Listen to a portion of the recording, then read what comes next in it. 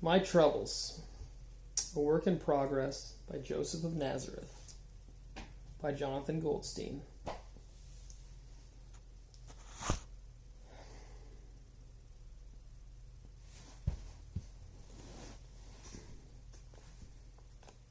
The thing about pregnant women is that they glow. I know you've heard this, how they walk around like uranium Buddhas spreading joy and light, but the way my Mary glowed was for real. Mary was like the sunrise, and when she smiled, her kind little smile, you had to literally shield your eyes. Another thing about pregnant women, or at least something I've noticed with Mary, is that they're supremely confident. Like their bellies are puffed out barrel chests, and they're looking for a tussle, but a tussle that will end in bear hugs. Because not only are they confident, but they're filled with love. Mary sometimes calls me over while I'm sanding a chair or something, and quietly strokes the side of my face. "You're okay?" she asks. "Of course I'm okay," I say. "I'm the one who should be asking if you're okay." But of course I know what she's getting at. "How's the holy baby?" Ezekiel, my foreman at work, asks me like 10 times a day, and I have no choice but to bite it.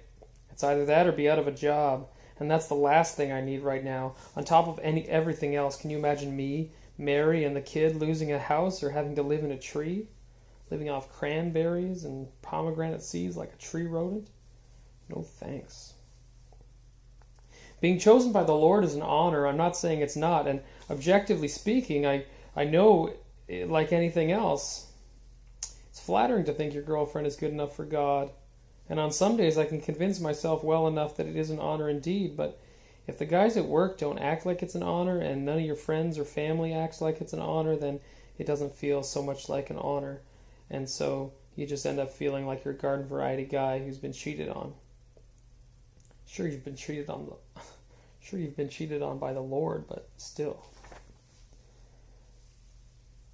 I should also say that even getting to a point where I believed Mary was an ulcer wrapped in a hernia.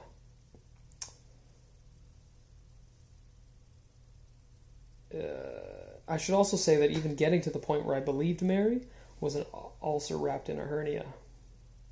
She had never lied to me before, and I know her heart like I knew my own, but when she told me this business about being visited by an angel, and I had an honest-to-God conniption, stomach pains, fistfuls of chest hair, rending the clothes from my back, trying to shove our dining table through the front door, you name it. "Is that the best you can come up with?" I asked. "Don't you have enough respect for me to create something a little less, I don't know, completely insane?" When I got this way, up to my tricks, is what she called it, Mary would make herself into a wall. The crazier I got, the wallier she got. Our fights were like a game of handball. I'd throw at her everything I had just to break through, just to make an impression, and it would just bounce off. I'd say things I didn't mean, stupid, wrathful things that didn't even make sense. "Sister, thou art the cracked egg that hath hatched a chicken of lies." I would wave my unlovableness right up in her face, and she'd stare through it as though in a dream. My dad used to call Mary the sleepwalker. She acted like she was sleeping while she ate, while she worked, while she was spoken to. "She's just sensitive to things we can't see," I'd say in her defense. My dad could never understand what I saw in her, but what my dad never stopped to think about was what exactly Mary saw in me. You see, to most, I was a high-strung whiner, but to Mary, all my whining was a laugh riot. What's up with coconuts? I almost dislocated my shoulder pummeling one of those SOBs against a rock, and for what? To drink coconut milk? Yuck! The least God could have done was fill them with pineapple juice. When I complained, Mary would shake her head and laugh like I was the funniest guy in the world. So as whiny and as annoying as I'd get, there was always Mary, giggling away like it was all a big act. Like underneath it all, there was a nice, funny heart that deserved to be loved. On most days, her love was enough to make me feel like a pretty big man. But after a whole night of screaming and crying, I don't think she was finding me such a laugh a minute. I went outside to try to cool off, Sitting on a tree stump, I felt a hand on my shoulder. I turned around and there he was. An angel. The whole bit, wings and everything, just squatting there. Talk about a lack of stagecraft. I almost went back to chewing my knuckle skin and ignoring him entirely. Are you the one with Mary? I asked, not looking at him. No, he said softly. I just came here to tell you what Mary tells you is the truth. This is a lot to digest, I said. The angel withdrew his hand from my shoulder and left me sitting there outside my house, digesting until morning. Even after all that, I was still a mess. What did the angel look like? I would ask every so often. What difference does it make? She'd say, laughing. I just want to know, I'd say. In the early days, I was all about the little details. What was he wearing? What did he say to you? Was he a handsome angel? What do you mean there was a blinding flash of heavenly light? And what about my light? Would you describe my light as heavenly? But after a while, I started to feel a fool. I mean, for God's sake, being jealous of an angel. So pretty soon afterward, I started to worry. The angels must have seen Mary from heaven and knew she was the right one for the job. But they probably didn't get a very good look at me. While they were all lying around on the clouds, mooning over Mary, they probably missed her loudmouth boyfriend in the background, griping about his stubbed toe. Who was I to be raising an angel baby? What could I teach a baby of any kind? How to hyperventilate when you're outbid for a carpentry job? How to cry in frustration when your roof caves in? What kid is going to want to hang around with me? All I have to teach him is how to worry. That was an area in which I excelled. And worry I did.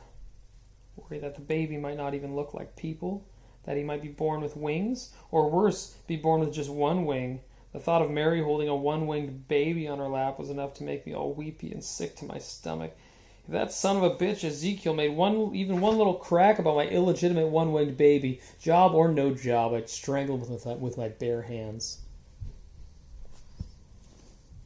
Now, the very last thing I needed in the midst of all this was to load up the mule and take Mary and myself out of town for a census. The Romans were obsessed with counting things, as though numbers offered you a glimpse of the greater truths in life. So everyone had to pack up and be counted in their city of birth, which, for Mary and me, was Bethlehem. What a sight, the two of us hobbling along on a mule. Did you know that a mule is the offspring of a horse and a donkey? It's a hybrid, like, say, the way Pegasus is a hybrid. The offspring of a horse and, I'm guessing, an eagle. Now can you imagine how that Pegasus's horse mother and horse husband felt when that eagle first swooped down with roses and sweet talk? You see what I'm getting at here? When we got to Bethlehem, it was like everyone and their Uncle Nimrod was there. Every place in town was booked. On the edge of the city, we found a little dive, and it was there, exhausted, after a day of refusals, that I decided I simply wasn't going to take no for an answer. Mary saw how I was getting. The stress vein on my forehead 2 seconds from bursting. And so she kept telling me how everything was going to be okay. But of course, when you're living half in a dream, frolicking with the angels, you can sleep on a mule, on a daisy, on the head of a pin.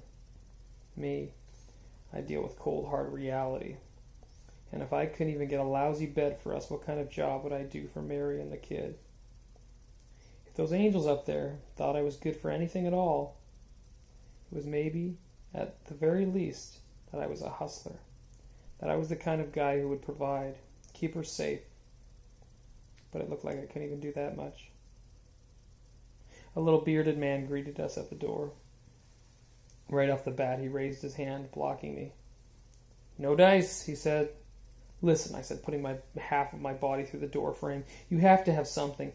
Do you know what kind of journey we've had? I have a pregnant woman here."